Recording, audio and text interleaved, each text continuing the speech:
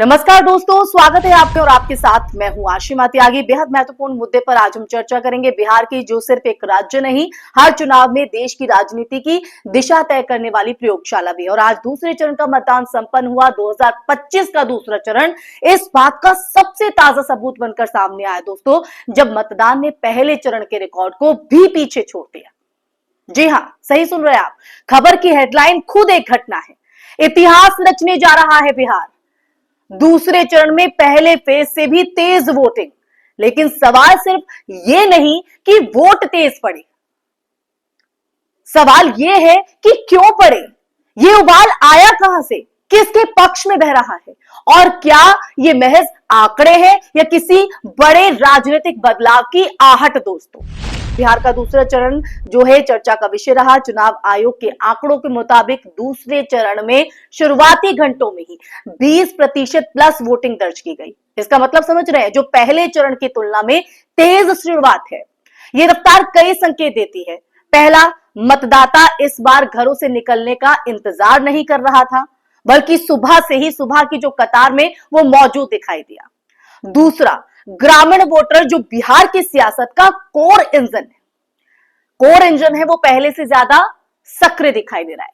जिन जिलों में दूसरे चरण का मतदान हुआ ना दोस्तों, उनमें सीमांचल, कोसी और मिथिलांचल क्षेत्रों का जो प्रभाव है वो निर्णायक है। और निर्णायक इसलिए क्योंकि ये जो इलाके हैं वो पारंपरिक रूप से तेज ध्रुवीकरण, जमीनी समीकरण और जाति गठजोड़ के लिए जाने जाते हैं। अब इस तेज वोटिंग की तीन बड़ी वजह भी आपको बताना जरूरी है। ये चर्चा का आज महत्वपूर्ण पॉइंट है। पहला, एंटी इनकम्बेंसी और प्रो इनकम्बेंसी दोनों के बीच असामान्य टकराव। कई क्षेत्रों में लोग विकास की धीमी रफ्तार से नाराज भी हैं और कुछ जगह पर मौजूदा समीकरणों से संतुष्ट भी, जिसका परिणाम है हर खेमे का वोटर जल्दी बूथ तक पहुंचता हुआ दिखाई दिया, पोलिंग बूथ पर। दूसरा, युवा वोटर बिहार में 18 से 30 आयु वर्ग की जो आबादी है वो राजनीतिक डिस्कोर्स की जो दिशा है वो तय करने लगी है। क्यों? उसके पीछे भी एक बड़ी वजह है। तो एंटी इनकम्बेंसी, प्रो इनकम्बेंसी, तो आपके मैंने बताया कि किस तरह से जो टकराव है वो एक महत्वपूर्ण पॉइंट यहां पर हो जाता है।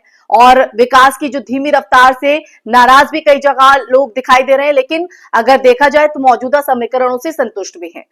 लेकिन हर खेमे का वोटर जल्दी बूथ तक पहुंचा, अपने लोकतंत्र के इस त्योहार में, इस पर्व में अपनी भागीदारी निभाई। लेकिन युवा वोटर 18 से 30 आयु वर्ग की जो आबादी है वो राजनीतिक डिस्कोर्स की दिशा तय करने लगी है। क्यों? क्योंकि बेरोजगारी, शिक्षा, सरकारी नौकरी, पलायन, ये इस समूह के मुख्य ड्राइवर हैं, जो सोशल मीडिया नैरेटिव से ज्यादा ग्राउंड रियलिटी पर वोट करता दिख रहा है दोस्तों। तीसरा, माइक्रो लेवल सोशल इंजीनियरिंग। इस चुनाव में जमीन पर पर्ची मैनेजमेंट, बूथ लेवल नेटवर्किंग और वोटर गाइडिंग पहले से ज्यादा संगठित, जिससे मतदान की जो गति है वो तेज यहां पर बनी रही सुबह से ही। लेकिन दोस्तों, तेज मतदान हमेशा एक तरफा रुझान नहीं बताता है। ये सच्चाई है। ये कंपटीशन की इंटेंसिटी जो है उसको बताता है। 2020 में भी बिहार ने रिकॉर्ड मतदान देखा था, रिकॉर्ड। लेकिन इसका अर्थ एक पक्ष की लहर नहीं, बल्कि कड़ी टक्कर निकला था। 2025 का ये पैटर्न भी कुछ वैसा ही संकेत देता हुआ दिखाई पड़ रहा है, जहां एनडीए अपनी मौजूदा विकास मॉडल, केंद्र राज्य डबल इंजन और जातीय गठजोड़ के साथ मैदान में है। वहीं विपक्ष की बात करें तो वो स्थानीय असंतोष, नौकरी, महंगाई और सामाजिक समीकरण को हथियार बना रहा है। ये वो पॉइंट्स हैं। यानी ये जो तेज वोटिंग हुई है वो अप्रूवल भी है और रेजिडेंस भी है। एक और बड़ा फैक्टर यहां पर आज दूसरे चरण की वोटिंग के दौरान महिलाओं की भागीदारी। पिछले चुनावों की तरह इस बार भी महिला वोटर बिहार के चुनावी इंजन का सबसे ताकतवर पहिया बनती दिख भी रही हैं।